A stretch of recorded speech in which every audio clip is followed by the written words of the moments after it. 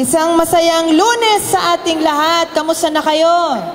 Magkukwento lang po ako ng konti sa inyo dahil very successful po yung trip natin last week sa Guangzhou, China noong November 22 to 25. Naniniwala ako na malaking oportunidad ang naghihintay sa lungsod ng Bacoor sa mga nakilala po naming mga educators, mga negosyante sa Guangzhou, China. At naniniwala po ako, isimula ito ng isang magandang relasyon natin sa Guangzhou, China, lalong-lalo na sa mga negosyante doon na gustong mag-invest dito sa ating mahal na lungsod ng Bacoor. Pinasasalamatan po muna namin ang Association of Filipino-Chinese Education and Culture and Exchange Center na pinamunuan ni Ginoong Mariano Ong at ang Federation of Filipino-Chinese Chamber of Commerce sa pamumuno naman ni Ginoong Vice President Delphine Letran. Nagpapasalamat din po kami kay Dr. Ruth Fuentes. Kasama rin po si Dr. Susan Ginto and Dr. Gregorio na naging kasama rin po namin to represent the DepEd family. Ito po yung aming day-to-day activities. Ito po yung araw na umalis kami papuntang China. Kami po ay lumisan ng maaga, 8:30 po yung flight po namin. Kasama po ang mga Filipino-Chinese Chamber of Commerce and Industry members na pinangungunahan po ni Mr. Mariano Ong, ni Delphine Letran, ni Mr. Wilson Wan, ni Mr. George Go, ni Mr. Harry Oy at Jonathan Chua King.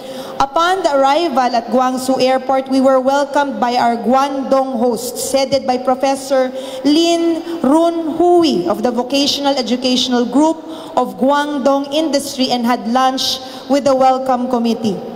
We visited South China Normal University, accompanied by Dang Xiangbin, its head, Wu Zhan, Professor Tan Wei Hong, the Office of International Exchange Cooperation.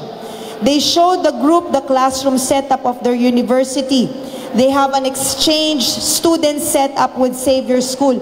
At alam ko, meron silang sinisimulang programa with Perpetual College.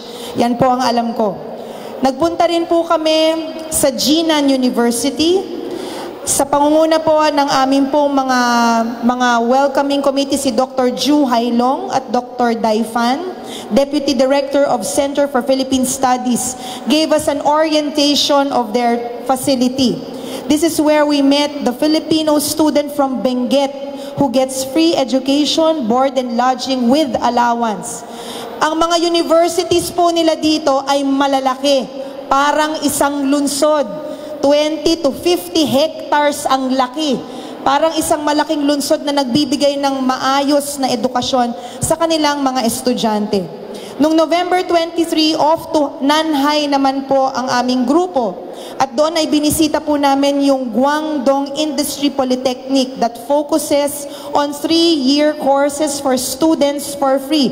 Parang TechVoc po ito. Parang TUP dito po sa ating pong bansa. A huge facility with complete amenities. Their president, Kun Jianlu, and their vice president, Miss Lily, toured us in their facility. In the afternoon, we toured the factories of Nanjing Beer and Sanshui Haier Company Limited of China. Ang Haier po ang gumagawa ng mga freezers, refrigerators, air conditioners. Doon po sa China, napakalaki ng kanilang industrial areas, napakalaki ng kanilang mga factories. At nag-enjoy po, lalo-lalo na si Consel Robert Javier nung kami po ay dumalaw sa Nanjing Beer Factory. Ayan. Noong November 24 naman, we visited the Guohua Memorial Middle School owned by a well-known developer, Mr. Yang Guoqiang, president of Country Garden Holdings Company Limited. This middle school gives free education to the poor but intelligent students, which includes free board and lodging and food to their students. This is just part of their community service. Beyond that, he has a total of $10 billion investment in China, Malaysia, and Singapore. It's one of the top 10 investors in China, and his Vice President Zhu Jianmin met with the group and has shown great interest in investing in Bacoor City. And we also visited Biguyan College, also owned by Mr. Yang, who is fondly called Uncle Yang by his benefactors. Kami rin po pagkatapos ng araw na yon, November 25, ito po yung aming last day, we met with investors.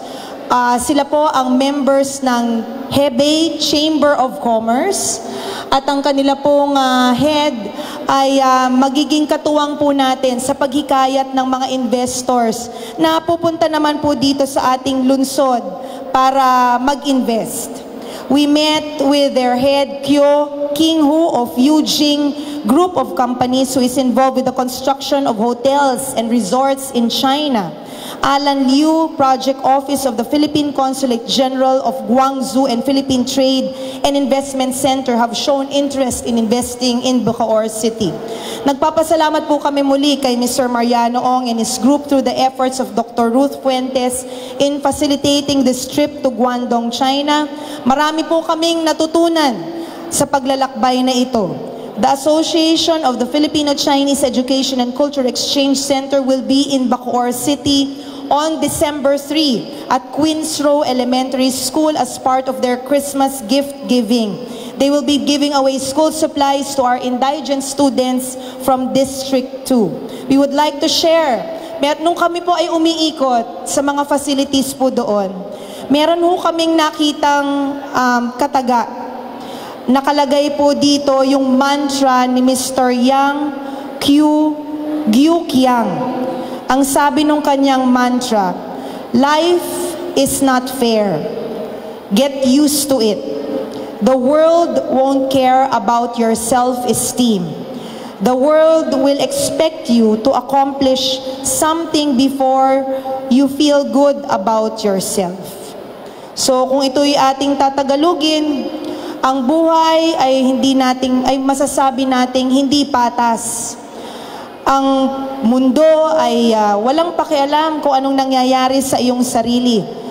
Kailangan lang ay meron kang ma-accomplish sa iyong buhay sa mundo para malaman mo at maramdaman mo na maganda ang buhay para sa iyo. So sana po ay natuwa ho kayo sa aming pong ipinakitang accomplishment, and hopefully in the next few years ay maramdaman ho natin ang friendship between our Chinese counterparts at makita po natin ang benepisyo ng paglalakbay na ito na galing po sa ating pong mga kasamahan sa Chinese community. Muli, maraming salamat sa inyong lahat. Let us give service with a smile. One team, one love, one Bacoor.